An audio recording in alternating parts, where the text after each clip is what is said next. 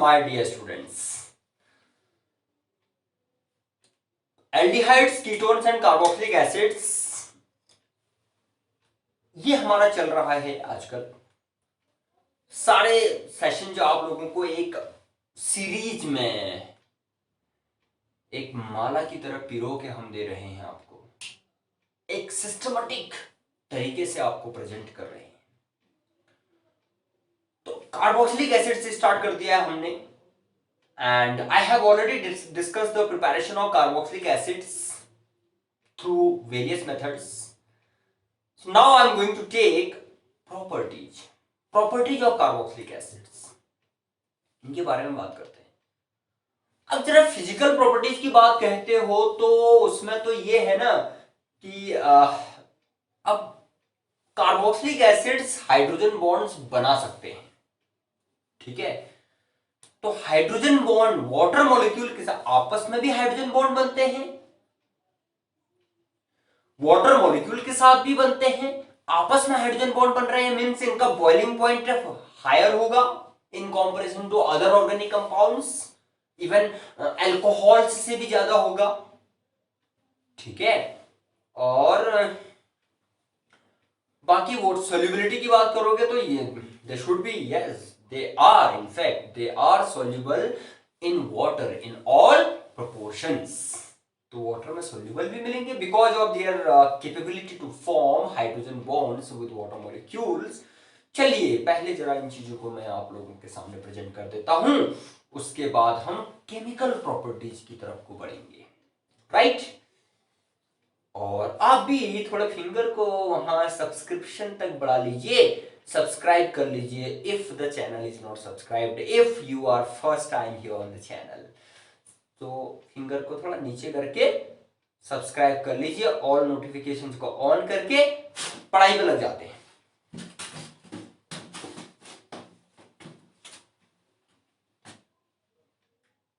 So properties of carboxylic acids.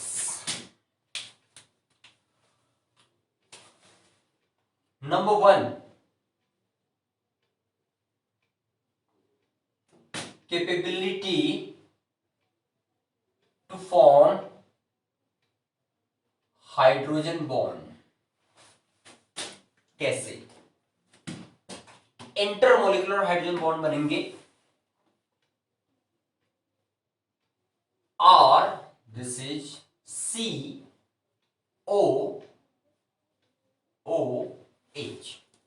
This is one molecule of carboxylic acid and the other molecule I am going to write this way, जिससे कि आप लोगों को best information मिले। COH ऐसे करेंगे। तो जो ये यहां पर पाई बॉन्ड्स की वजह से यहां पर टेंडेंसी है ना कि ऑक्सीजन इन पाई बॉन्ड के इलेक्ट्रॉन्स को अपनी ओर अट्रैक्ट करने की टेंडेंसी रखता है, तो इस पर माइनस डेल्टा चार्ज आएगा और कार्बन पर प्लस डेल्टा चार्ज। ऐसे ही ये जो OH बॉन्ड है अपने आप में ये भी बहुत अच्छा पोलर बॉन्ड होता है, ऑक्सीजन बीइंग मोर इलेक्ट्रोनेगेटिव है ना, एक्वायर्स पार्शियल नेगेटिव, डेल्टा है ये, we use it for partial है ना, स्मॉल मतलब पार्शियल नेगेटिव है, कंप्लीट नेगेटिव नहीं है। कंप्लीट नेगेटिव का मतलब आयन हो जाता है, ये आयन नहीं है, ये आया। और ऐसे ही यहां पर भी तो minus delta plus delta minus delta plus delta. जब इस तरीके से बहुत सारे मॉलिक्यूल्स एक दूसरे के क्लोज आएंगे तो क्या होगा, नेगेटिव एंड पॉजिटिव के बीच में इंटरेक्शन, पॉजिटिव एंड नेगेटिव के बीच में इंटरेक्शन, और यही क्या है, इंटरमॉलिक्यूलर हाइड्रोजन बॉन्ड है। तो मॉलिक्यूल्स आपस में कनेक्ट हो गए हैं, जकड़ गए हैं आपस में, ये कैप एंड मार्कर ये हो गया ना, ये अब एनर्जी चाहिए हो रही है इसको, अगर मैं इसको अच्छे से इसमें फिट करूं तो रिमूव करने के लिए I need to apply energy. Then ऐसे यहां पर भी मॉलिक्यूल्स आपस में कनेक्ट हो जाते हैं, इंटरेक्ट हो जाते हैं, ये एक्स्ट्रा बॉन्ड से हैं apart from the proper covalent bonds, ये इंटरमॉलिक्यूलर हाइड्रोजन बॉन्ड के थ्रू मॉलिक्यूल्स कनेक्ट हो गए। तो इनको रिमूव करने के लिए आपको एक्स्ट्रा हीट या एक्स्ट्रा एनर्जी सप्लाई करनी पड़ेगी। That's why the boiling point is comparatively higher than other organic compounds. तो मैं ये कह सकता हूं कि the boiling point of carboxylic acids is greater than the corresponding alcohols, aldehydes, ketones, haloalkanes, hydrocarbons उनसे ज्यादा। हेलोअल्केन हाइड्रोकार्बन वैसे तो सबसे कम होता है उनका, अल्कोहल का ज्यादा होता है, लेकिन अल्कोहल से भी ज्यादा इनका होगा, याद रखना इस चीज को। ओके, एंड देन सोल्यूबिलिटी, तो सोल्यूबिलिटी भी ऐसे, सोल्यूबिलिटी इन वाटर, और अब वाटर भी हमारा बहुत अच्छा पोलर सॉल्वेंट होता है, और ये भी हमारा पोलर मॉलिक्यूल इसमें है ही। तो मैं इसको ऐसे दिखा सकता हूं, ये आपका ऑक्सीजन एंड हाइड्रोजन के बीच, हाइड्रोजन एंड ऑक्सीजन के बीच, तो ऐसे लिया जाए इसको, oxygen, hydrogen, hydrogen, alright, H2O plus delta minus delta minus delta plus delta plus delta, this is polar bond, alright, minus minus होना चाहिए, माइनस डेल्टा प्लस डेल्टा, इसके और इसके बीच में हाइड्रोजन बॉन्ड, इसके और इसके बीच में हाइड्रोजन बॉन्ड, ये भी इंटरमॉलिक्यूलर है। हाइड्रोजन बॉन्ड टू टाइप्स का होता है, आपको पता होना चाहिए, नहीं पता है तो आप लोग हमारे क्लास 11 के सेशन में इसको बहुत अच्छे से गेन करेंगे। जिस समय मैं ये चीज आपको बता रहा हूं, अभी तक तो क्लास 11 में ये सेशन नहीं तैयार हुआ है, अपलोड नहीं हुआ है, इंटरमॉलिक्यूलर H बॉन्ड बाकी, लेकिन आप लोग देखेंगे जैसे जैसे टाइम बढ़ता रहेगा, यहां से हमारे चैनल पे कंटेंट भी बहुत शानदार बनते रहेगा और मिलते रहेगा। आप लोग अपने फैमिलियर्स, अपने जूनियर्स, उनको रिकमेंड कर सकते हैं हमारे चैनल को, और बेस्ट अचीव करना है फिर तो intermolecular, inter and intra two types का होता है। मैं केमिकल प्रॉपर्टीज की तरफ को जा रहा हूं, और केमिकल प्रॉपर्टीज ये समझ आए ना, जब हमारा कंपाउंड क्या होता है, वाटर मॉलिक्यूल के साथ हाइड्रोजन बॉन्ड बनाता है तो वो सॉल्युबल होता है। कहने का मतलब यह है कि carboxylic acids are soluble in water, in fact in all proportions. Higher वाले तो वैसे कम हो जाते हैं, ऐसा भी नहीं है कि मेरी बातों को ऐसे भी नहीं ले लेना आप लोगों ने। जो हायर मेंबर होते हैं तो फैटी टाइप के हो जाते हैं, तो लेस होते हैं अभी। As the molecular mass increases solubility decreases, ये भी ध्यान रखना है। Chemical properties number 1, acidic character, that we call their acidity also। Acidic behaviour क्या है इनका? केमिकली तो हम ये कहते हैं केमिकल रिएक्शंस के बेसिस पर कि कार्बोक्सिलिक एसिड्स रिएक्ट विद, जैसे चलिए पर्टिकुलर लेता हूं, ऐसे आप किसी भी एसिड को ले सकते हैं, CH3COOH, ये आपका सोडियम मेटल के साथ रिएक्शन करता है to form CH3COONA and evolves hydrogen gas. Well twice of H, 2H ये गए हैं आपके, 2 and 2 it should be, then sodium ethanoate ये बनेगा, हाइड्रोजन गैस इवॉल्व होगी। Apart from it carboxylic acids जो है आपके NaOH के साथ भी रिएक्शन करते हैं, और यहां पर CH3COO Na प्लस H2O बना के देते हैं, एक हाइड्रोजन दूसरा हाइड्रोजन, ठीक है, ऐसे बनेगा। और भी क्या होता है, और भी क्या कि ये जो कार्बोक्सिलिक एसिड है हमारा, ये सोडियम कार्बोनेट्स और सोडियम बाइकार्बोनेट, या फिर आप in general what can you से हियर, कार्बोक्सिलिक एसिड्स हमारे वो मेटल कार्बोनेट्स और metal hydrogen carbonates, hydrogen carbonates को हम बाइकार्बोनेट भी बोलते हैं, तो मेटल बाइकार्बोनेट के साथ रिएक्शन करते हैं, वहां पर CO2 गैस इवॉल्व होती है। तो इससे भी हमें यह पता चलता है कि कार्बोक्सिलिक एसिड्स एसिडिक नेचर के होते हैं, तो ये ध्यान रखना है आप लोगों ने। एल्कोहल्स, एल्डिहाइड्स आपको ये रिएक्शन नहीं देते हैं, ध्यान रखना। सोडियम मेटल वाला एल्कोहल देता है बस, मात्र ये नहीं दे पाता है।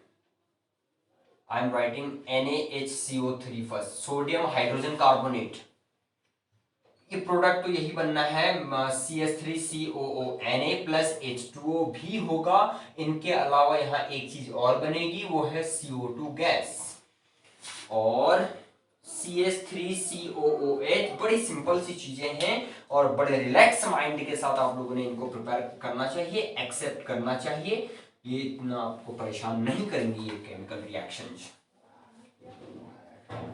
CH3COONA plus H2O plus CO2, all right.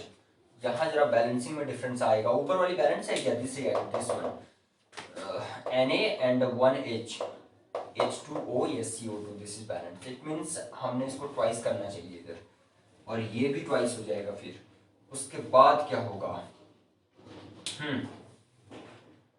एक carbon CO2, 2 hydrogen and 1, is it balance, H2O। चलिए टोटल ऑक्सीजन देखते हैं, 2 to the 4 and 7, 2 to the 4, yes it is done, it is done। तो इस तरीके से CO2 गैस इवॉल्व होगी, ठीक। अच्छा ये तो रहा केमिकल रिएक्शंस के बेसिस पे, और दूसरा हम कह सकते हैं ऑन द बेसिस ऑफ इनका equilibrium constant.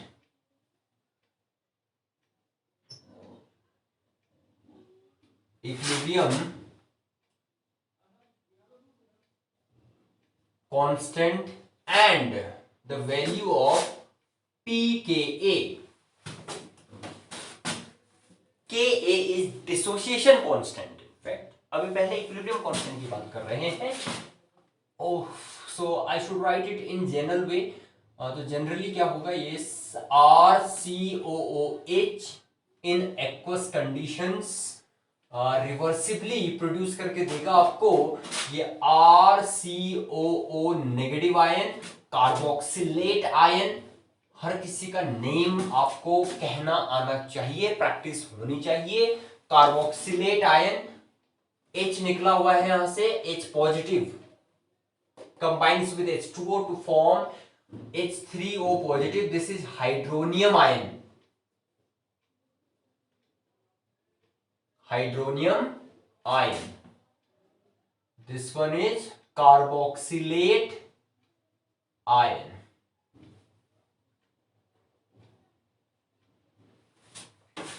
right? So according to the law of mass action and law of equilibrium, what will you have here?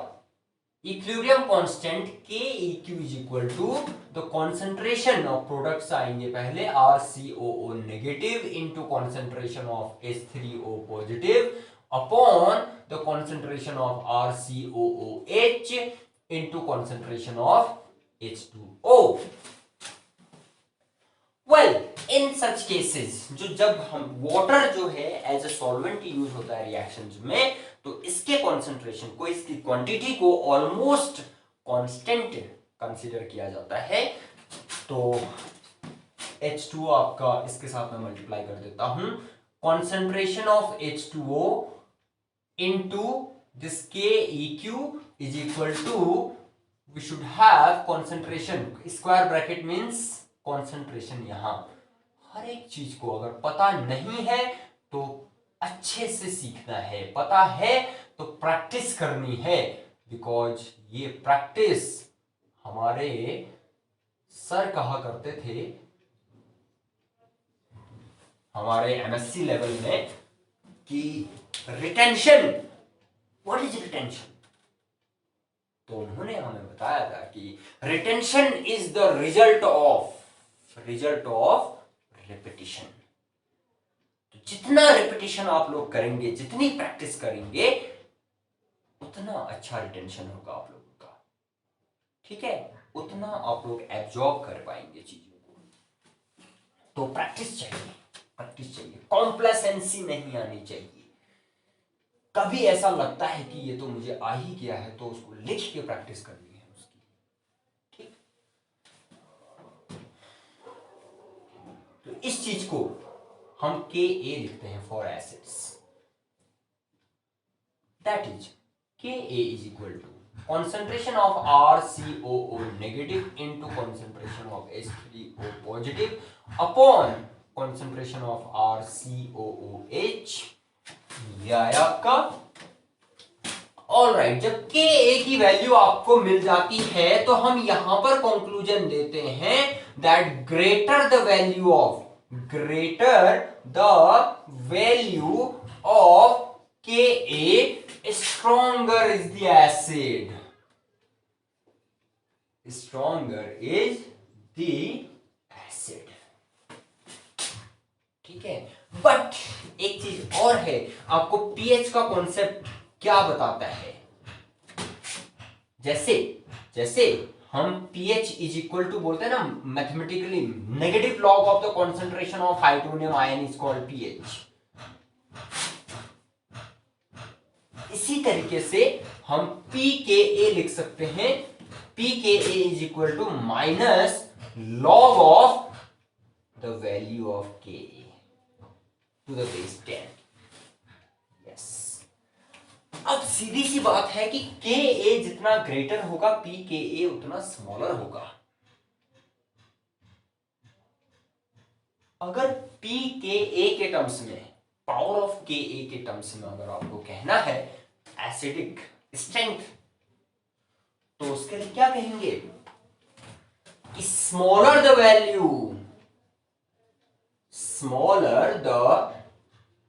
Value of pKa, stronger is the acid.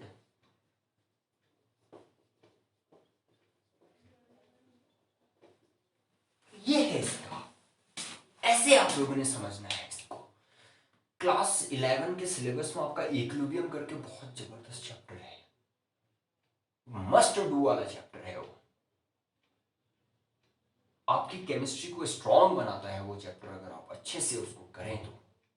हम आपको देंगे वो chapter class 11 के playlist में जाके देखेंगे आप लोग, या फिर इक्विलिब्रियम की प्लेलिस्ट बनाएंगे आपके लिए, ठीक है। पहले क्लास 12 के मैक्सिमम चैप्टर्स ले लेते हैं, क्लास 11 हम देंगे। कॉम्पिटिटिव एग्जामिनेशंस के लिए तो आपके लिए हेल्प कर देंगे, if you are preparing for competitive examinations these days. जैसे क्या ये एसिटिक एसिड होता है ना, एक जरा इसका देखना है, इससे और भी चीजें मिल रही हैं आपको।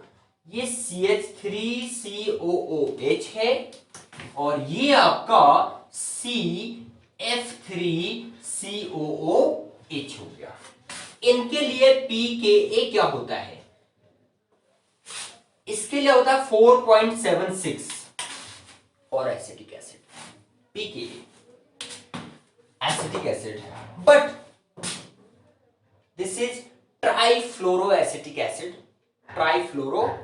एसिड या फिर trifluoroethanoic acid in IUPAC system. इसके लिए ये वैल्यू होती है 0.23। देखिए कितनी कम है, और इसके ऊपर ही हमने लिखा है smaller the value of pKa, मतलब ये वाली वैल्यू स्मॉलर है ना, ठीक है, ये स्मॉलर है, stronger is the acid means CF3COOH is stronger than acetic acid. In fact आपके जितने भी एलिफेटिक कार्बोक्सिलिक एसिड्स होते हैं उनमें से स्ट्रॉन्गेस्ट है ये ट्राइफ्लोरोएसिटिक एसिड। याद रखना इस चीज को। तो इससे एक और कनेक्शन बनता है, क्यों भाई ऐसा क्यों?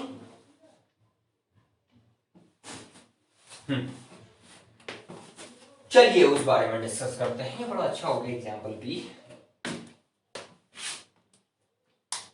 अब यहां जो है ना एसिटिक एसिड के केस में हाइड्रोजन, ठीक है, हाइड्रोजन लगा हुआ है, इसके पास एक ही इलेक्ट्रॉन है। अभी इस केस में तो केवल शेयरिंग होगी, ना लूज कर रहा है ना गेन कर रहा है।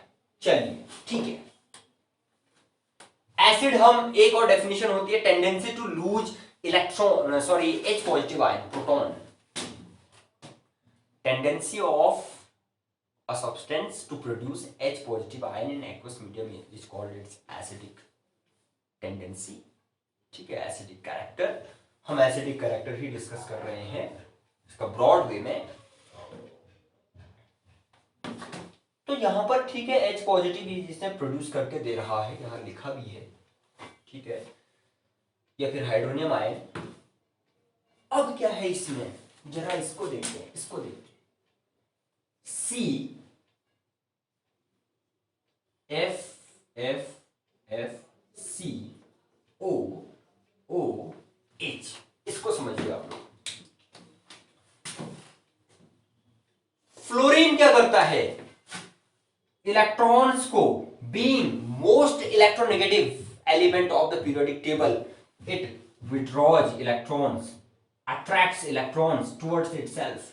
ये देखिए तीन फ्लोरीन कार्बन से इलेक्ट्रॉन्स को अपनी ओर अट्रैक्ट कर रहे हैं। अब बाकी इस कार्बन के पास तो सब कुछ अच्छा चल रहा था, 4 इलेक्ट्रॉन थे और वो सब कुछ शेयर्ड थे, उसकी टेट्रा वैलेंसी सेटिस्फाई हो रखी थी।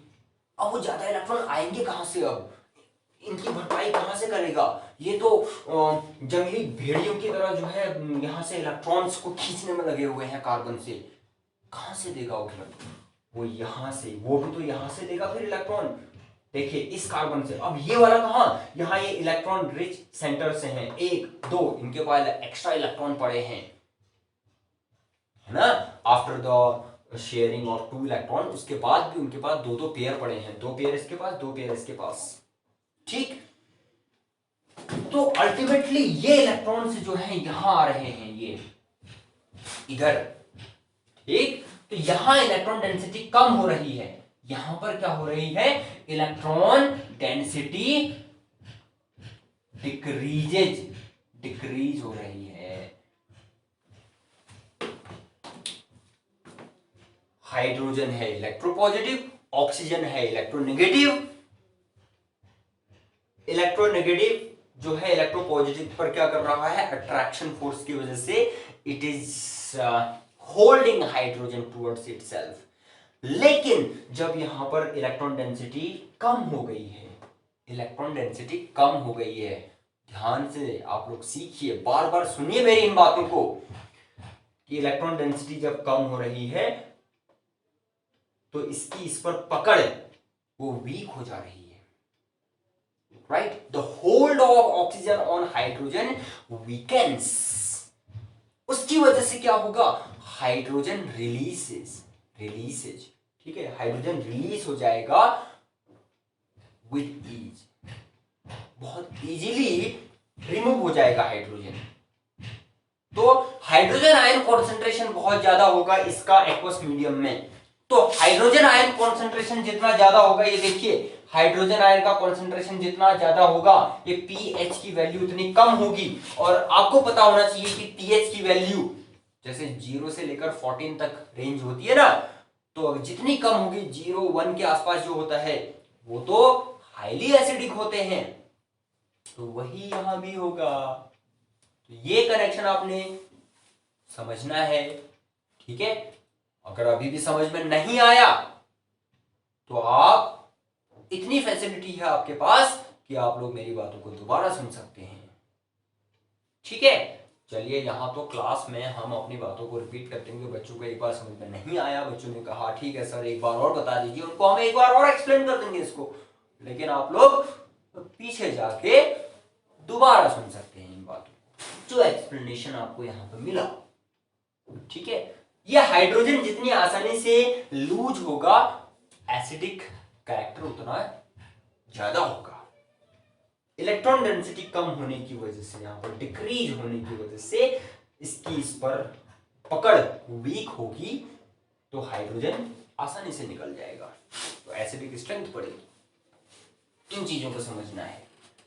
ठीक है, तो इस तरीके से खूब प्रैक्टिस करनी है फिर आप लोगों ने। और एसिडिक कैरेक्टर है, देखिए एक चीज और है कि ये केमिकल रिएक्शंस, इनको लिख देना और इनको होने को तो खैर रटना नहीं चाहिए है। हमारा तो आज तक यही रहा है, अपना पढ़ने का तरीका, पढ़ाने का तरीका ऐसा रहा है कि भाई केमिस्ट्री को भी नहीं रटा जाता है, समझने वाली चीजें हैं। अगर आपकी प्रैक्टिस होती है तो ये इतना अच्छा लगता है ना, फिर आनंद आता है इसको पढ़ने में, पढ़ाने में। फिर तो ये रटने वाली चीज नहीं है।